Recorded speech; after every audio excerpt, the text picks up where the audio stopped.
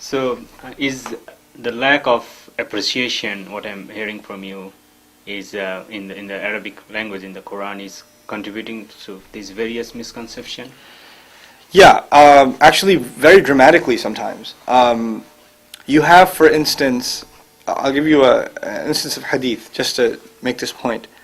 You have an instance in a hadith where the Prophet tells one of his companions, may peace be upon him, he tells one of his companions to cut someone's tongue off.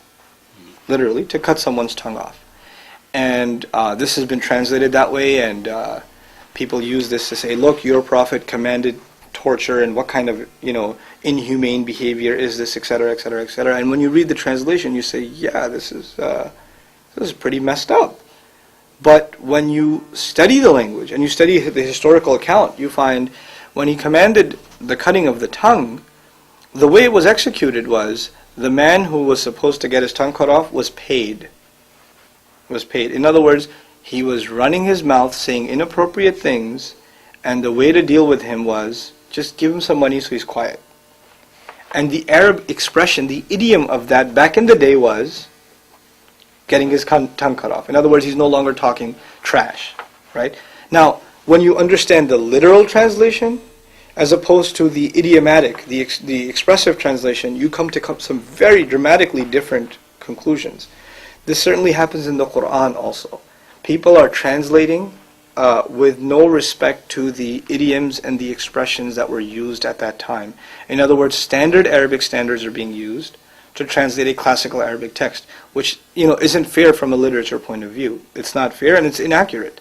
And this kind of inaccuracy, first of all, it's something deplorable in any circumstance, but especially when you're talking about a document that is held in such high regard by an entire civilization, and is at the center of a lot of the problems of the world today are attributed to this Quran, and people's understanding or misunderstanding of it, and how it's being presented. So this becomes a very heavy matter. Like the translation of the Quran and what it's saying is not a light issue. It's a pretty serious matter, and I hope that as time goes on, our appreciation of translation is more and more sensitive. Because what I'm seeing thus far, which is why I can't really recommend translations too much, what I'm seeing thus far is it shows a lack of appreciation of idiomatic expressions. There's very few translations out there that do that.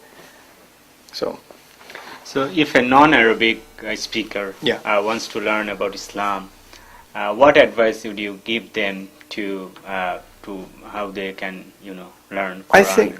I think for non-Arabs, again, I started by saying I don't recommend translations, but I do recommend good scholarly writing about the Quran that has done some justice to the literary nuances.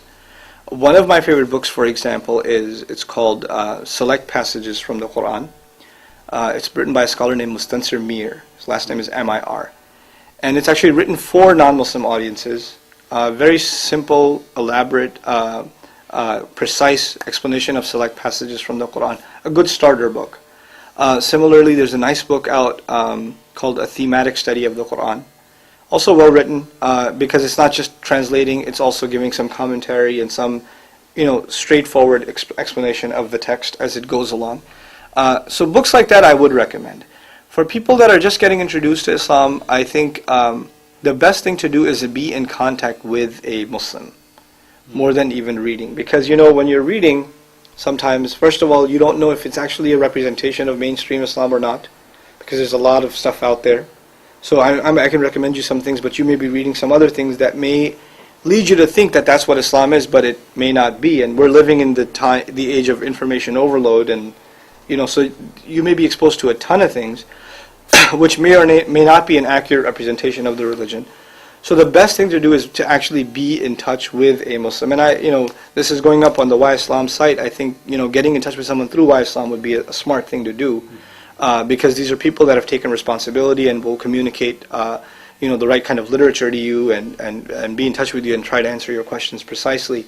But more than anything else, I would say, when you do get a question about what you're reading in the Quran, ask a Muslim scholar. And if you know a Muslim who's not a scholar, ask him to ask a scholar. In other words, don't expect that just because someone's a Muslim, they're going to have an answer about the Quran. Don't assume that, because you'd be surprised. We don't know our book that much, and we need to we should accept that, and we should say that yes. And even the folks that are trying to deliver the message of the Quran and they're trying to learn it as well, when they come into contact with a question, they should direct it to scholarship and to try to get a more precise answer. Inshallah.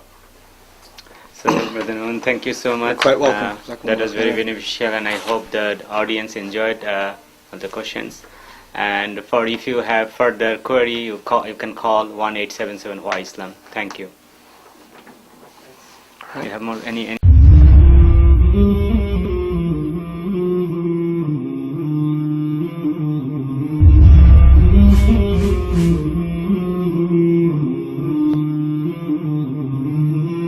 Mm-hmm.